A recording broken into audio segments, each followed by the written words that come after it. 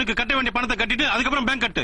டேய் உனக்கு என்ன பண்ணடா நான் கட்டணும்? என் டீ கடை எரிச்சு நாசமாக்கணும்ல, அதுக்கு 50,000 ரூபாய் கட்டு. மூஞ்சி முகரையும் பாரு, நீ தானே ஊத்துனா எடுத்து எரிஞ்சு சாப்பிடா போச்சு. நீ இல்லடா எடுத்து ஊத்த சொன்ன. நீ ஏன் தண்ணி மண்ணனே ஒரே மாதிரி கேன்ல வச்சிருந்த? நீ கூட தான் டீசல் பெட்ரோல் ஒரே மாதிரி டேங்க்ல வச்சிருக்க. என்ன ராஸ்கல், நான் அப்ப வந்து பாத்துக்கிட்டு இருக்கேன், அதிக பிரச்சனை தரமா பேசிட்டு இருக்கேன்.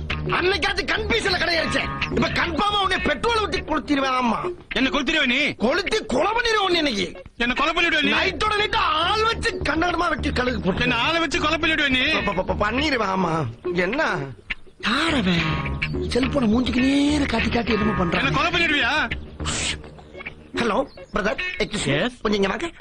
செல்போன் வச்சு என்ன பண்றீங்க? இல்லண்ணே, எனக்கு வேலை வெட்டி இல்ல. சரி, இப்ப இந்த வியாபாரம் தான் ஓடிக்கிட்டு இருக்கு. வியாபாரமா? கொலை கொள்ள கற்பழிப்பு இந்த மாதிரி அவங்க வாயாலேயே சொன்ன வாக்கு மூலம் இதெல்லாம் ரெக்கார்ட் பண்ணி சிபிஐல கொடுத்தோம்னா எனக்கு ஒரு அமௌண்ட் கிடைக்கும்னு. சிபிஐல கொடுத்து பணம் வாங்குவியா? ஆமா, இப்ப இங்க என்ன நடந்து போச்சுன்னு பணம் வாங்க போற நீ? நீ தான் அவனை கொலை பண்ண போறா வாக்கு மூலம் கொடுத்துருக்கல.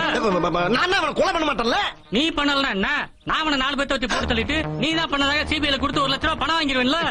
இப்ப என்னடா பிளான்ல இருக்கு நீ?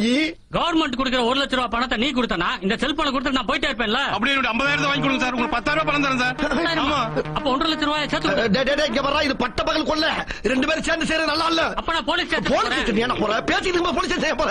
இந்தாடா எடுத்துட்டு போக தூக்கி எறிகிற டீசெண்டா கொடுப்பா. என்ன நீ